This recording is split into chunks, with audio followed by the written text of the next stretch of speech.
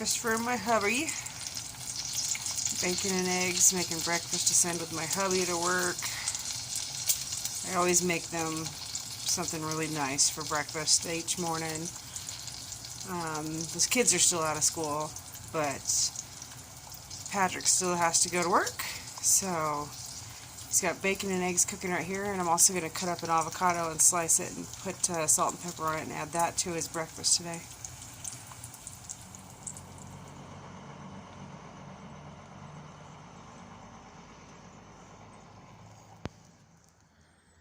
Henry's widgeon he got earlier this morning doing some duck hunting. Part of the homesteading life for us is also hunting. So, bringing home the meat. Henry, what are we going to make this guy into? Food. Dragon, look at all that mud. It's a muddy disaster. Little pig, complaining. Yep.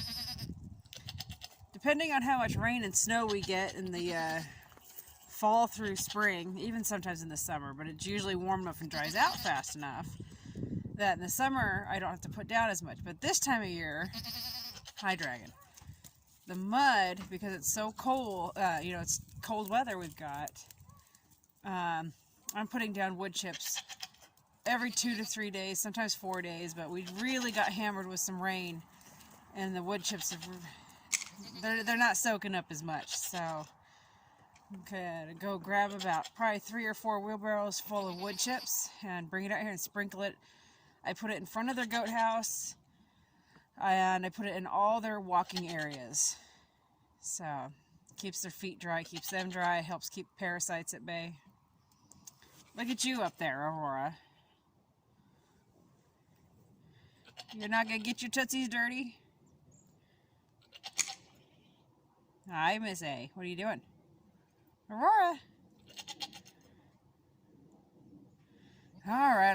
I'll go get your wood chips. Let's go to the wood chip pile.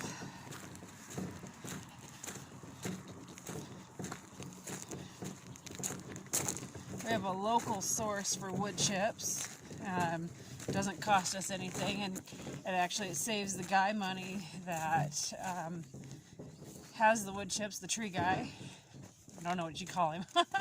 Anyway, he brings us the wood chips for free instead of having to go to the dump and pay to have them dumped. So, filling up the wheelbarrow full of wood chips. Stop eating. Stop taste testing. So we'll be putting some wood chips down right there where they're standing in front of their goat house and around their feeder. And then all the walkways through here are going to get some fresh wood chips. What? Are you going to stand there and manage the situation? Piglet, you're fine. You haven't had a treat in what, 5 minutes? That's what I thought. You'll live. Oh, you won't live? Yeah, I literally stand out here, and unless I've given her some hay or something to really keep her occupied, yeah, you're going to stand there and grumble at me the entire time. Yeah, and Dragon, he'll kind of do the same thing. He'll stand here on this, and he'll dictate how he wants the situation to happen. Should give me that fuzzy face. What? What? Are you being fuzzily? Huh? Are you being fuzzily? Look at those lips. You're making frowny faces. He's a good boy.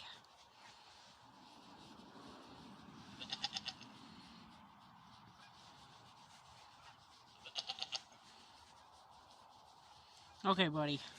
I gotta put your wood chips down. Yeah. Alright, that's wheelbarrow load number 2. Headed back to the goat pen. Well, wheelbarrow 2 didn't get very far, so on to wheelbarrow number 3. And I'm willing to bet I've got 2 more wheelbarrows after this one. We'll see, but I'm willing to bet it's 2 wheelbarrows. Back with wheelbarrow load number 3.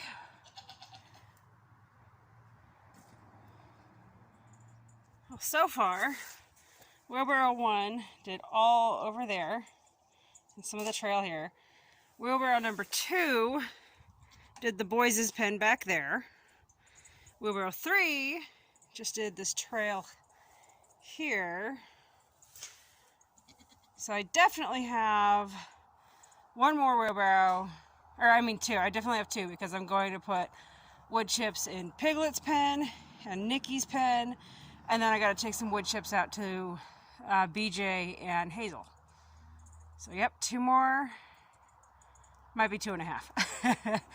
Yeah, so I don't put it everywhere. I mean, obviously there's spots where there's no wood chips. And the reason it was, if I would end up using so much in wood chips, and it gives some area of where the water can still drain through and not get muddied up and create zones where it really, really builds up with water. So it allows that water to keep moving. And the reason I use wood chips instead of shavings or gravel is, number one, goat manure is a real pain in the neck to pick up. It's not like horse manure where you've got your nice, easy rake and you can pick it up that. I spent, oh gosh, 20 some years picking up horse manure. So I'm very experienced in that department. I grew up on a horse acreage. So, but yeah, goat manure, it's teeny tiny. 90% of the time, unless they get clumpy, and you're not going to pick it up with a rake like you do horse manure. You can't really pick it up with a shovel like you do a cow. So I wait for it to get dry. Like right now it's too wet. I could actually do it when it's just damp, but not this wet. And but anyway, I rake it up, shovel it into the wheelbarrow, and then I just go put it in the garden beds, flower beds, herb beds, things like that. That's what I go do with the leftovers, the fertilizer. Really, it's excellent. It breaks down at it breaks down slow enough that it absorbs the water and the muck during the wet season, and then it just fits right on into the garden just fine. And then in the garden it breaks up slow enough and it's not too chunky, so it allows me to still be able to garden without binding up my plants. And it's feeding the soil. The soil where we've put down the manure and wood chips has just exploded with some amazing growth. So that's what we do. We've tried other things. We tried gravel, and it ended up just looking like a soupy mess because their manure, it being so fine, it builds up on top of the soil, and as much raking as you do, it still ends up creating a layer of ick, and then they're walking in mud again. So gravel didn't work. And also gravel, even though goat hooves are small, gravel still gets stuck in their feet and you end up with sores. So that's not fair to these guys. That's just, I don't want to do that to them, make them sore. Another thought I had was pea gravel, but again, gravel, it just does a number on their poor feet. So I have toyed with the idea of those stall mats or their horse trailer mats. I've toyed with that idea. I really love that idea, except my concern would be in the hot months when it's so hot on that black rubber, and then what would that do to their legs? And then they wouldn't be able to lay down, their feet would get cooked. So it would be ideal. I could keep away the mud, I could sweep up their manure, I could wash the mats off, so my chances of parasites goes down immensely. I just have to figure out some sort of a shade system. So, yeah, and all these pens that this year, they've worked well enough, but this whole area is getting a makeover. I'm done with the, I just moved in look. We've been here for 7 years. It's time to finalize this. Get it maybe looking more like we'd like it. So we're gonna do some changes.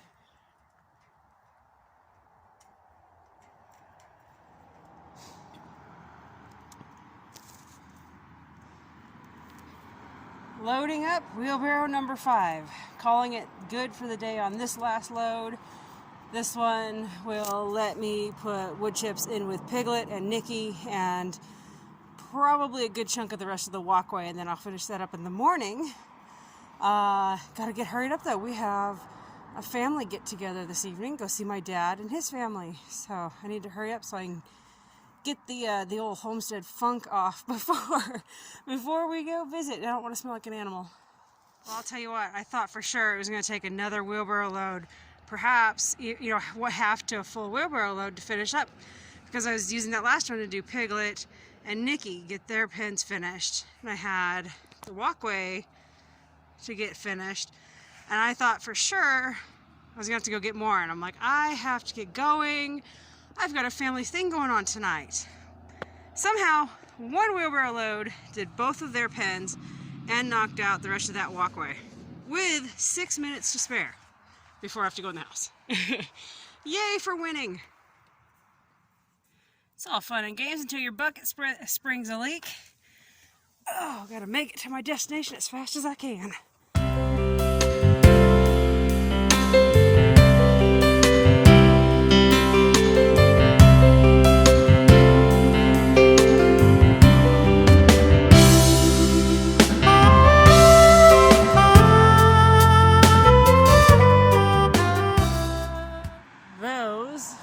Those are all the ravens. They usually start in the morning. We see them go over starting around 7:50, 8 a.m. It's a huge group. Right now they're coming across sporadic after just having fed on the fields out. They're going out somewhere near Kuna, Idaho, I think, or maybe Melba. But this time of day they come tearing back, and they've actually been roosting at a local store and making a terrible, terrible mess. I'm just grateful that our house is not ideal, so they're not stopping here.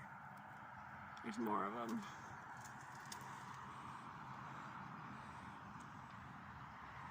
Tons of these birds. So what are you trying to forge? I don't know yet. You don't know yet.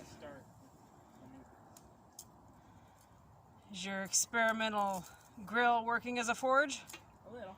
A little.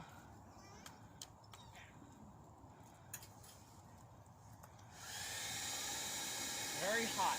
Very hot, yep.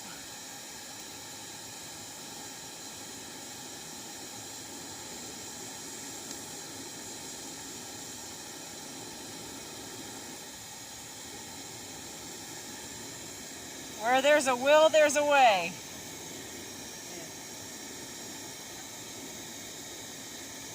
Where there's boredom, there's a solution. Where there's boredom, there's a solution. Yeah, it'd be you.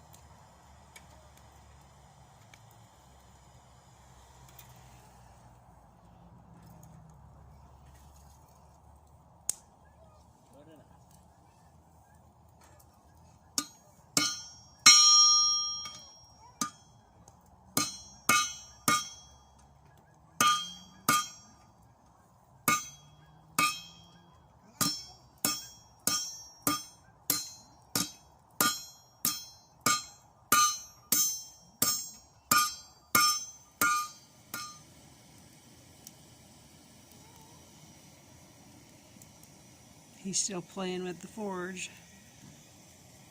He went to summer camp a couple of summers ago and learned basic forging with Boy Scouts. He's played with it ever since.